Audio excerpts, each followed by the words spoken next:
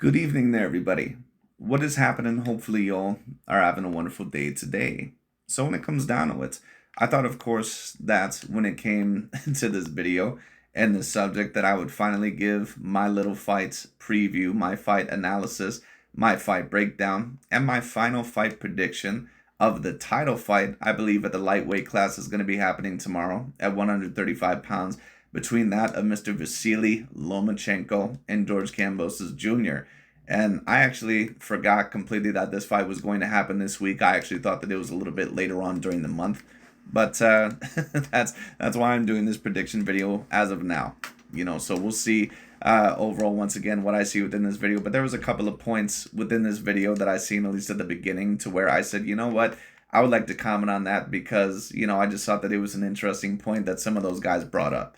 But anyways, this is going to be a very particularly interesting fight because this is really going to be a crossroads fight for both gentlemen. For George Kambosos, of course, he was kind of on top of the sport or on top of the world there for a short amount of time when he had defeated the undefeated Teofimo Lopez, of course, where, in my view, Teofimo Lopez fought a very stupid fight. But to be honest with you, a little bit later on, Teofimo Lopez has had a lot of holes exposed in his game. And George Kambosos, who fights a lot like Teofimo Lopez in my view, he was able to expose a lot of those flaws. And when it comes to Mr. Vasyl Lomachenko, of course, Lomachenko is pretty much on top of the world, especially when he was at 126 and 130 pounds. And in my view, he was once upon a time the number one pound per pound fighter, especially once he defeated Jorge Linares and became a champion at 135. And he was just fighting repeated champion after repeated champion.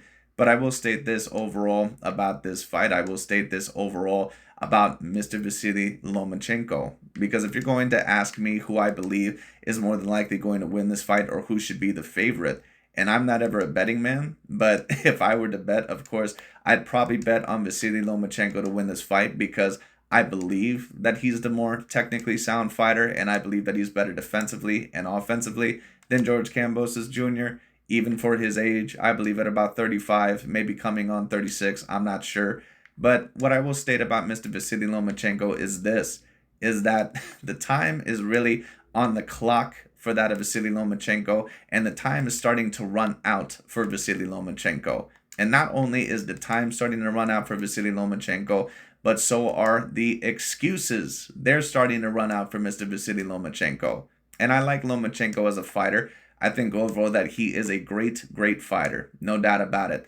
But I'm not really quite sure if I can put him on the same level as all-time great because the last two fights that Vasyl Lomachenko was in the biggest fights of his career, against top 10 potential pound for pound talent, against Teofimo Lopez and Devin Haney, at the end of the day, he lost. It is what it is. Now, of course, if we're going to talk about it, yes, those fighters are probably about two weight classes bigger than that of Vasyl Lomachenko. So there's only so much that, I can really criticize him, at least to a great degree. But at the end of the day, if Canelo Alvarez is able to defeat some 168 pounders when it comes down to when they outlengthen him, somewhat by a decent amount, if he can defeat guys like Danny Jacobs, if he can defeat guys like Gennady Triple G Golovkin, if he can defeat guys overall like some other guys on this list, why can't Vasyl Lomachenko? If Inoue overall can get in the ring against a Stevan Coolboy Fulton, now to be fair, Fulton probably wasn't as big overall compared to Inoue as what a Devin Haney and a Teofimo Lopez was. But at the end of the day, the point is that Lomachenko, in my view, in both of those fights, in the Teofimo Lopez fight, I thought that he ended up losing that fight because he just started off way too late. Now, do I think that that the fight deserved to be scored a little bit closer? Yes, I do. But, Bob Arum really wanted Teofimo Lopez to win that fight anyway. And we'll get into that a little bit later on. But I thought that Lomachenko ended up losing that fight because he just got off way too late of a start. And against Devin Haney, in my view, that's a fight that you could debate that could have went either way. But at the end of the day, what Vasyl Lomachenko needed to understand is that you were not the A side in that fight. And that's what Vasyl Lomachenko is going to have to understand from this moment forward. And he should have understood that in both the Teofimo Lopez and the Devin Haney fight. When you're a professional boxer, and when it comes down to it, you must realize that boxing is a business. And when it comes to business, there are certain people that get a little bit more favoritism than others, especially if they're more marketable. It is what it is. And when it comes to boxing, there is no more marketable fighters usually than that of the Latin American fighters whether they come from Mexico or Puerto Rico, or that of America, and also that of the Black American fighters. Maybe you might be able to find some British guys to where, like AJ Anthony Joshua or Lennox Lewis or something like that, to where, they may get a little bit of favoritism as well, or they want to promote them a little bit more because those are the guys that earn the most amount of money. But Vasyl Lomachenko, at the end of the day, he's going to have to start to realize that he's not the A side against these guys. I don't care how skilled you are. Now, he's going to be the A side over Mr. George Kambosos. But at the end of the day, once again, I need to see Vasyl Lomachenko win this fight and then grab the title. And then after this, apparently he's going to be fighting that of Mr. Shakur Stevenson, at least if he does end up getting past that of George Kambosos Jr. But we'll see. But anyways, let's get into the video. Let's see what both Porter and also his friends have to say about this. I just thought that it was very particularly interesting. Let's get into it. This is Kambosos. Let's Come on, let's. Well, it's nice for Kambosos. Foreshadow that real quick. Yeah. Well, what doesn't look good for George heading into the fight is Maxie Hughes is a couple levels below Lomachenko, and he's a southpaw like Lomachenko. And a lot of people thought Maxie Hughes won that fight. But on the bright side of things, Lomachenko, for as great as he is, doesn't really do much on the back foot. Everything is side to side and in, taking the angle, lead foot outside of your lead foot. But he doesn't punch off the back foot, really, if you watch Lomachenko. Yeah. So, George... That's somewhat overall fair. I think that Lomachenko could do a little bit more work on the back foot. You can maybe state that. But to be honest with you, I really don't think Lomachenko is really bad on the back foot. I just think that Lomachenko, because of his reach, he really just a lot of the times really doesn't even have a choice. Like even Gervonta Tank Davis, he can fight a little bit more on the back foot because even he has a little bit of like 67-inch arms. Now, he still can fight better on the back foot, in my view, than what Lomachenko can, at least to a degree. But Lomachenko is usually going to have to get in there because he has a 65-inch arm reach, which is pretty small, even overall for his weight class. So sometimes he's going to be fighting guys that have a 67, to 72-inch arm reach. And Lomachenko is going to have to try to find a way past it. It is what it is. Now against that of George Kambosos, I think more than likely he'll be successful, whether he's going to be on the back foot or the front foot. But Lomachenko, a lot of the times, yes, he does, pretty much come in. And he's great, as an offensive fighter and overall coming in on the inside. But, when it comes down to it, he might have to start boxing a little bit more on the back foot, possibly to be a little bit more successful, at least against certain styles. But George Kambosos, in my view, when you talk about him, I think he's going to be open for a certain amount of shots against that of Mr. Vasyl Lomachenko. George Kambosos, to be quite honest with you, he's like a weaker version of Teofimo Lopez, in my view, at his best. George Kambosos actually has certain things that he does better than that of Teofimo Lopez, but there's certain things that Teofimo does better than that of George Kambosos. Obviously, Teofimo is bigger. He's more powerful. When it comes down to it, George, neither Teofimo nor George Kambosos, in my view, are extremely defensively responsible. They have their hands very low. A lot of the times, they rely on kind of getting you in and relying on the counterpunching ability. And that's how I knew that George Kambosos was never going to defeat Devin Haney, because Devin Haney doesn't completely beat you off of accuracy, even though he can be very accurate. Devin Haney beats you off the amount of punches that he throws. That's how Devin Haney beats you. Okay, George Kambosos, what he does, very similar overall to a Teofimo Lopez or at times a Canelo Alvarez, he beats you overall by his counterpunching ability. He has to try to make you feel overall like he can set you up with a certain punch. And if he can't find that, he's going to have a little bit of a problem. And that's why I think that Lomachenko more than likely is going to get Kambosos, because I just think that his defense is going to be too solid. I think that his feet are going to be too fast. And I think overall that that his defense is going to be a problem. And his power, I think, is going to get the Kambosos as well. So I assume that Lomachenko will win this fight, but we'll have to see. George is going to be, like the Teo fight, having someone come to him. Yeah. And George does have underrated hand speed. Underrated hand speed, counterpunchability, and explosiveness that we haven't seen in a long time. Right. Yeah. Right. He needs to summon that big time for this fight. Yeah. I just wonder, can he get his right hand off against Lomachenko, who is aggressive, or will Loma, taking the angle coming in, he'll begin to doubt his range, his distance, his timing, and Lomachenko could dominate in that scenario. Well, Lomachenko, I think what he's really going to do against George Kambosos, of course, in my view, he's really going to, try to rough him up, But Lomachenko also, he's an excellent mid-range boxer. Lomachenko a lot of the times really likes to get you off of certain jabs and left crosses and really a lot of punches within that of the mid-range. And a lot of Lomachenko's game as well is moving under some of your counters, getting on the inside, and then making you pay. We've seen it overall against that, I believe, with Devin Haney. We've seen it against other fighters as well. So that's where I think that, Loma is mainly going to be. And I think that he can outbox George Kambosos in the mid-range as well. But if you're George Kambosos, what can you do to stop it? Well, you're going to have to use your feet to move in and out when it comes down to it. Throw that right hand to the body. Lomachenko seems to have a little bit of a problem, defending to the body when it comes down to it. Get him to worry early about your power. Do not be afraid to use it.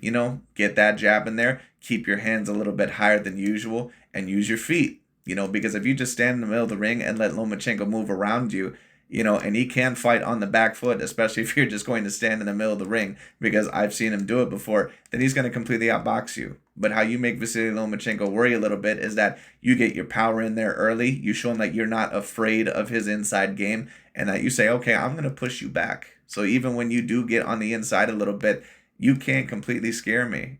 Some of your angles are not going to scare me. You're a smaller dude than me. When it comes down to it. And at the end of the day, I'm going to go to your body. I'm going to show you that you can't bully me around. Because even though Lomachenko, I don't think that he's a bad fighter on the back foot. It is a little bit more difficult for him because I don't think he's quite used to that because of his 65-inch arm reach. So we'll see what ends up happening.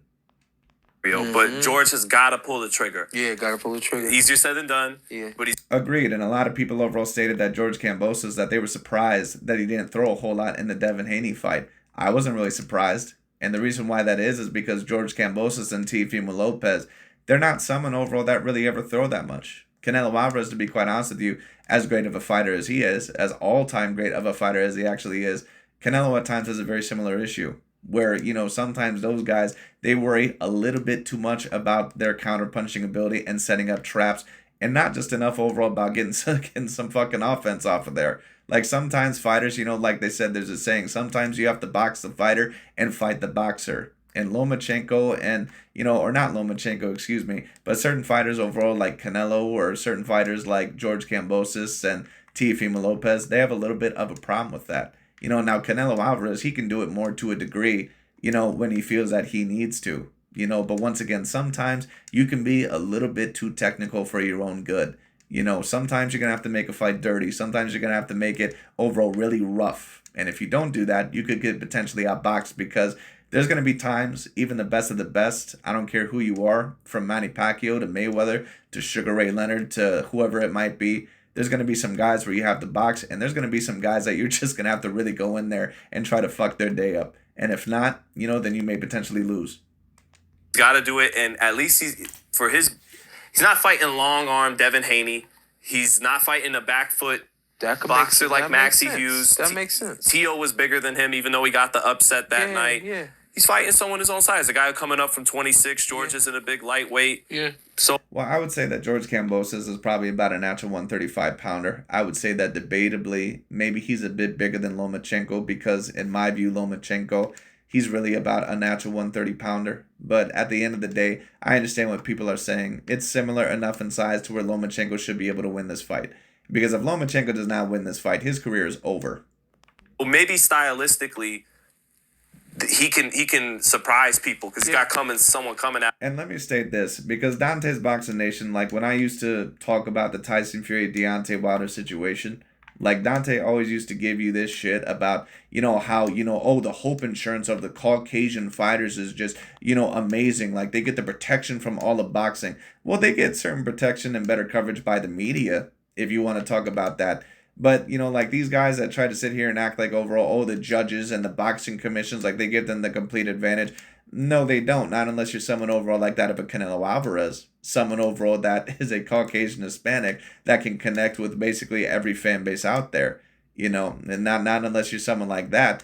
Because, when it comes to the European fighters like Gennady Golovkin, Vasyl Lomachenko, Sergey Kovalev, even Josh Taylor and Tyson Fury. But Tyson Fury, he has a little bit more value to him because he's British and he can speak English and he kind of became a superstar. So now they have instilled value within him. But Usyk is also going to have to watch out in that Tyson Fury fight because he's a European overall Caucasian fighter, and he doesn't speak, I believe, as much English as what Tyson Fury does. So they're going to be looking for Tyson Fury to win that fight because nobody wants to see Usyk versus AJ Anthony Joshua 3. At least I personally don't, and a lot of other people don't. They want Fury to win that fight. So at the end of the day, when people try to make this case overall about, these European fighters and these Caucasians, they're always getting advantages, in this way, including the judges and the scorecards, blah, blah, blah.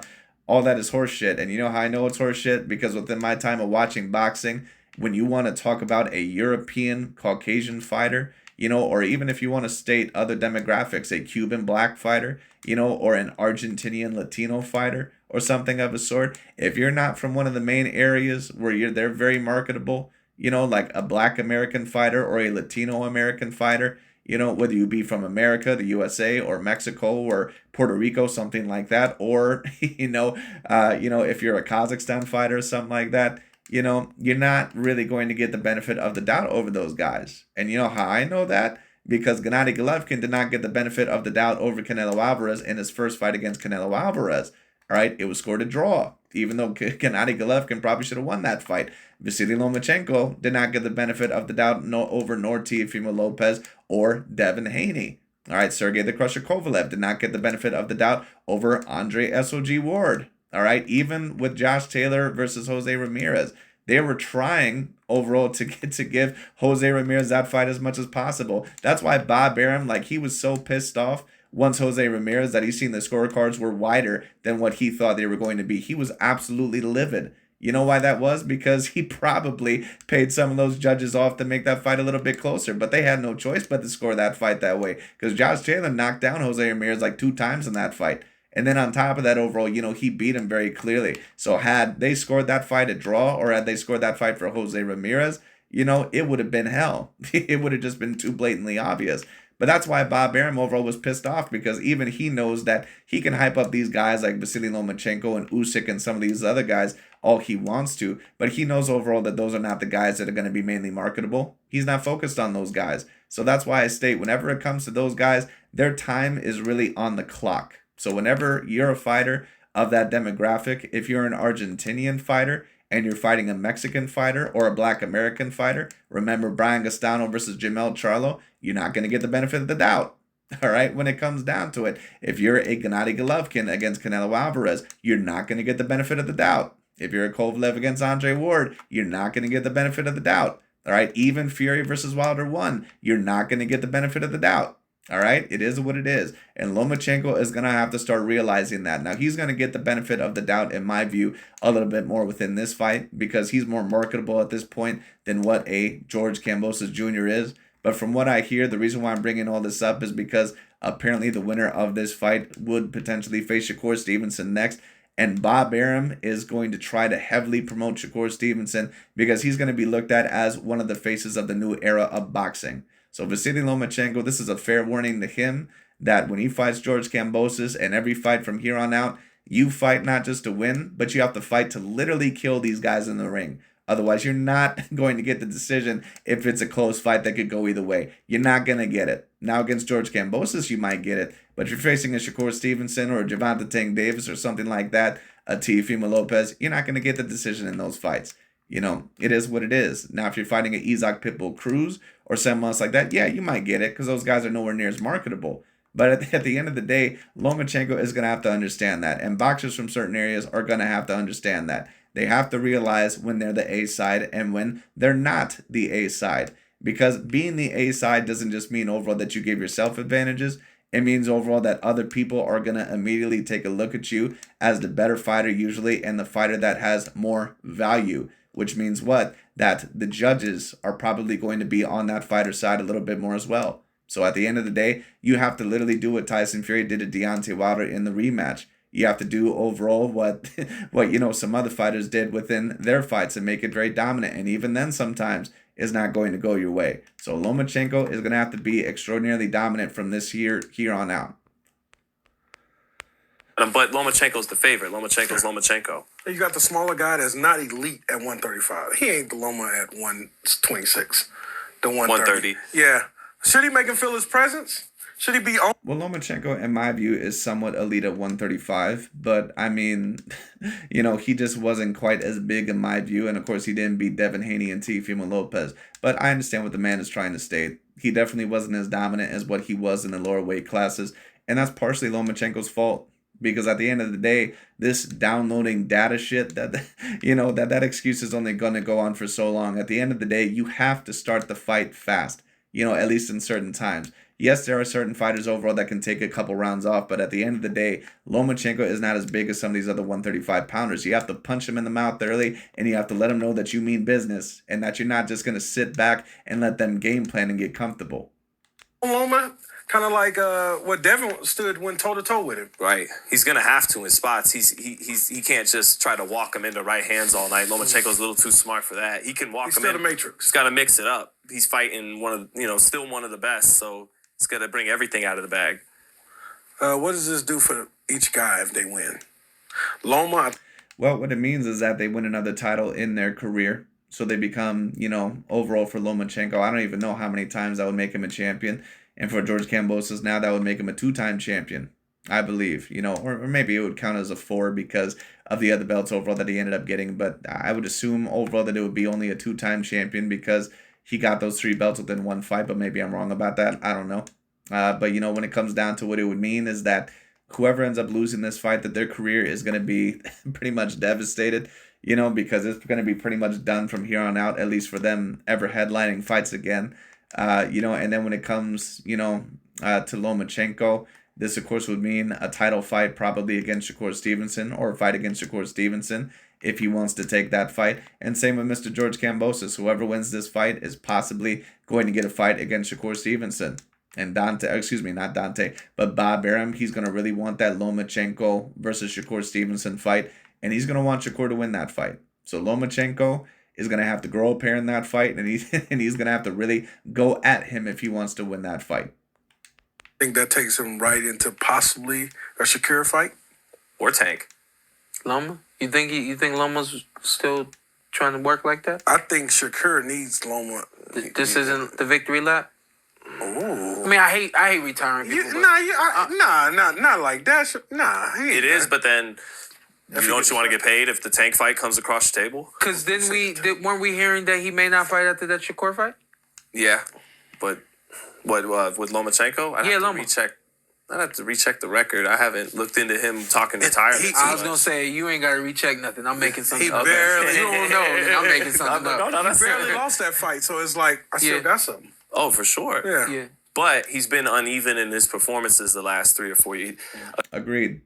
Against Naka. Really, ever since he went up to 135 pounds, Lomachenko has really not been quite the same. And that's expected to a certain degree because he's not a very big fighter. He's a guy that has 65 inches of reach.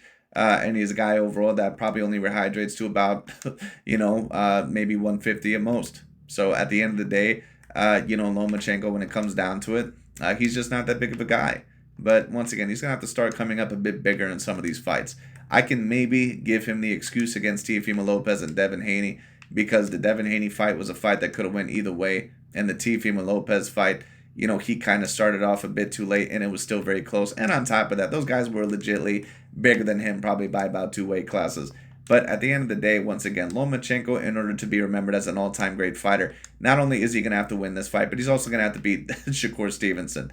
Because there's no offense against Lomachenko, but I'm starting to get tired of these excuses overall about him getting jobbed and all sort of stuff. Yes, against Devin Haney, I thought that it could have potentially went either way, but I wouldn't state that it was clearly 8 rounds to 4 for Lomachenko.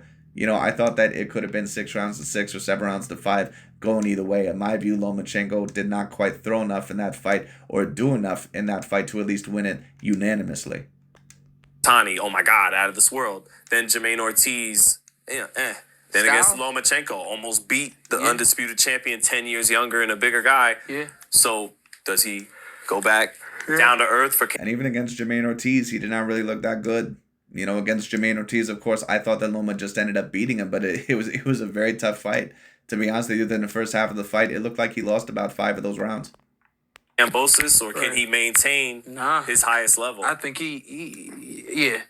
I think a part of that valley that we've seen, or that roller coaster ride that we've seen, is also the styles. He's got Both those guys. Jermaine's a mover, unpredictably explosive here and there, and then we know everything about Devin, speed, the body work. Yeah. I'm sure he's never had nobody work his body the way Devin worked his body. Salido. Fight. So, huh? Salido. The first loss. Okay. Yeah. But long. Well, Salido didn't just work Vasyl Lomachenko's body. He also worked his testicles because Salido was throwing some major low blows in that fight. But anyway. Time ago. Yeah. Yeah, it had been a minute. Yeah. And in a different way. Loma, let's say Loma gets by Kambosos. He fights Shakur or Tank. Do we say beating up on the older guy? These guys are beating up on the older guy. It doesn't matter. Yeah.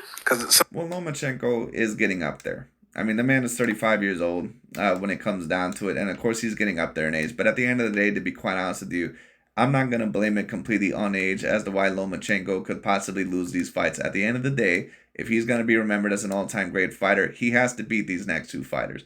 He has to beat George Kambosos. And if he looks extraordinarily dominant overall, and I expect him to win this fight at the very least 8 rounds to 4, if not 9 rounds to 3, if he looks as dominant as what I predict that more than likely he's going to, then I expect Vasyl Lomachenko to at least put up a very good fight against Shakur. And to be quite honest with you, if Lomachenko is going to be remembered in the all-time great realm, he really has to beat Shakur Stevenson. Because Shakur Stevenson, even though he's a great fighter, Shakur Stevenson overall does have some flaws as well, and he's not a great power puncher. So Vasyl Lomachenko can't play this bullshit in that fight overall to where he's like, oh, well, I'm going to start off a little bit slow. No, you have to start off from round 1. You have to make it very uncomfortable, just like overall what you did against some of those other fighters in the lower weight classes. So Lomachenko, at the end of the day, the question will be, is what will he be remembered as? Will he be remembered somewhat as an all-time great fighter? Maybe make it in the top 50 of all time? Or is he going to be remembered as someone overall kind of like a Guillermo Rigondeaux, someone that was great overall for his era? Maybe overall, kind of didn't get some of the bigger fights that maybe he deserved, but at the end of the day, really wasn't as good overall as maybe what some people stated that he was. So we'll see what happens. Some people say It Tank comes with ducked the him territory. earlier, and Tank is... Well, Tank did duck Vasyl Lomachenko, but Tank hasn't just been ducking Vasyl Lomachenko. Tank has, overall really haven't been interested in any big fight. The man overall, does more talking on Twitter. He does more action on Twitter than what he really does in the ring against elite level opponents. There's no offense against Gervonta Tank Davis, but yes, he was not trying to fight Vasyl Lomachenko. Mikey Garcia also was not trying to fight Vasyl Lomachenko, but that never gets mentioned for whatever reason. Mikey Garcia avoided Vasyl Lomachenko like the plague. That's why he went up to fight that Avero Spence Jr. at the welterweight division. When it comes down to it, just is what it is. But anyway, it's whatever. But Lomachenko, like I stated, he has basically his last opportunity. And he's gonna have to realize once again that, bro, you're not gonna be the A side against these guys like Tank Davis and that is Shakur Stevenson. So Lomachenko, he's gonna have to gear up. Fighting him, 5 years too late? Yeah, there's some truth to that. Yeah. If he shows out against Kambosos and is a world champion again, But listen, gotta Tank wasn't who he is now. He wasn't that person 5 years ago. So it would have been Right, but that's not really quite the question, Mr. Sean Porter. The question is that did Gervonta Tank Davis, did he kind of avoid Vasyl Lomachenko? And the answer is yes. too soon. well, I was talking nice about Tank earlier, but Tank has, can't keep letting these opportunities pass you by. Like Devin beat Lomachenko, you didn't beat Lomachenko. Ryan. Agreed, sir. Thank you for stating this. I had someone in my comment section yesterday, who of course, and all respect, I'm not trying to, be, hostile or anything. But, I believe one of my commentators stated that, hey, dude, what's good? I believe that Gervonta Tank Davis, that he has, the best resume in boxing. And I think the conversation also came up about Canelo. And he stated that I believe that Gervonta Tank Davis has a way better resume or has fought way tougher competition than Canelo Alvarez. What do you personally think on that? Well, sir, what I personally think on that is that I believe that Canelo probably has the best resume within that of the past 10 years. When you talk about the amount of A-grade level fighters that he has fought, there's not been another fighter that has fought the same level of A-grade level fighters. When you talk about Gervonta Tank Davis, I don't think that he has that much depth in terms of the resume.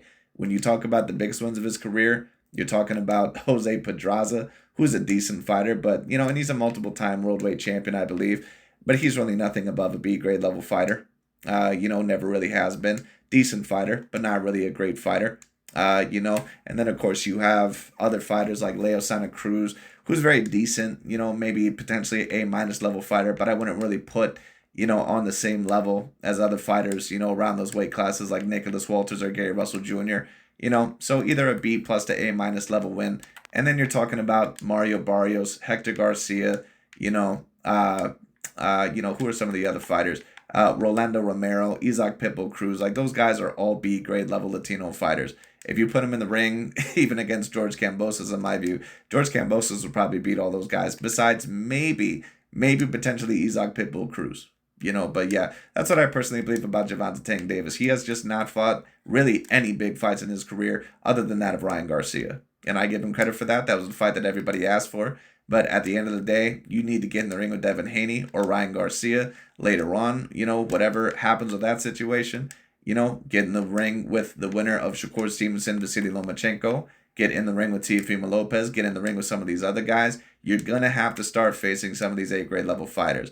And I understand overall, the paradigm of making as much money as possible and building these super fights and building up your name. But at the end of the day, dude, like, you have to fight somebody eventually. Like, at least with Canelo Alvarez, with the criticisms of David Benavidez, like, at least Canelo in the past, like, he has the right to say that I can fight anyone who I want to, at least at this point, because, and I don't completely agree with that. I think if you're professional, if you're in professional boxing, that you have to fight overall what is called for because you're in professional boxing and you might be holding the division up or belts up. But at the end of the day, it's like at least Canelo can state, well, listen, I fought Golovkin, I fought Lara, I fought Jacobs, I fought Saunders, I fought Plant, I fought Jamel Charlo, I fought Trout, I fought Kovalev, I fought Chavez Jr., I fought, overall Jaime Munguia, I fought that Miguel Cotto, Austin Trout, all these other guys, that potentially I'm not mentioning, Callum Smith. I fought all these guys. Do you know how many champions I've fought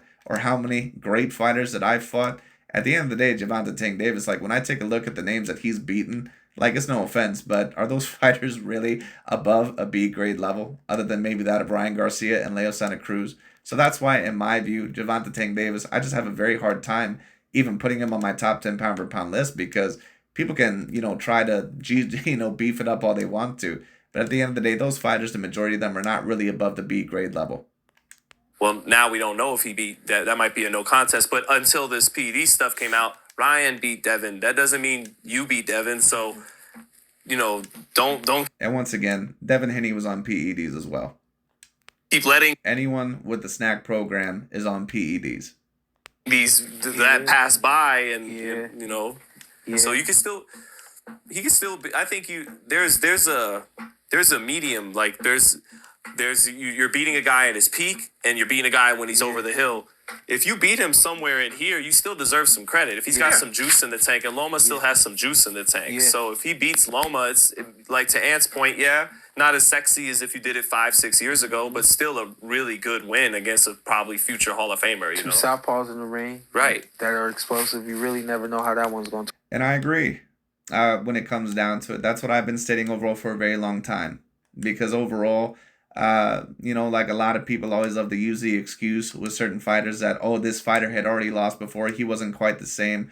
Like I remember when Canelo had defeated Sergey Kovalev and people were stating that that's not an A-grade level win, because Sergey Kovalev, he wasn't the same fighter. He was already knocked out multiple times. Right, but then, yes, he was knocked out multiple times, especially once against Andre Ward and then later on against that one Colombian fighter, I believe, Eleider Alvarez. But what they don't mention is that Sergey Kovalev came back and he beat Eleider Alvarez, completely dominated him in the rematch, who was looked at as one of the top champions there at the time. And then he faced off against the undefeated Anthony Yard, who was looked at as decently talented and undefeated at the time, very athletic when it came down to it. And Sergey Kovalev literally beat the shit out of that man. Like he damn near killed him in the ring that night when it came down to it. Now, of course, Sergey Kovalev in one round damn near was getting close to stopped. But other than that, it was a pretty good performance. So that's really what they won't tell you. Now, if we're talking about fighters that clearly were not the same, and overall they were pretty much chopped liver by the time the fighter fought them, you're talking more about Amir Khan or that of Kell Brook, like when they fought Terrence Crawford. Because there was no way they were ever winning a legitimate belt ever again in their career. Ever. Turn out, so I think that would be a good fight. What if I can't make it to the game because of a... But anyways, that's pretty much overall about it for today. I just thought that was very particularly interesting. Thank you all so much for watching, and we'll see where this goes. Who do I expect in order to win this fight? I believe that Vasyl Lomachenko overall will win this fight by unanimous decision. I just think that George Kambosos, that his hands are going to be too down within this fight. I believe overall that Vasyl Lomachenko, that he more than likely is going to be too defensively responsible. I think he's going to be too active. But we'll see what ends up happening here. It should be very particularly interesting. But anyways, I am predicting Vasyl Lomachenko by unanimous decision. I just think that George Kambosos, that his output and his defense, overall, and also some other things like that, I believe personally that Lomachenko is just the wrong type of style for George Kambosos. And he's smaller than what a Teofimo Lopez is and not quite as powerful. So I'm going to be interested to see how Lomachenko looks. But if Lomachenko overall, if he ends up winning this fight only about 7 rounds to 5, that would tell me everything I need to know about him even possibly potentially beating that of a Shakur Stevenson or a Tank Davis. But we'll see what happens. But anyways, that pretty much is about it for today. Thank you all so much for watching. I'll talk to you all later.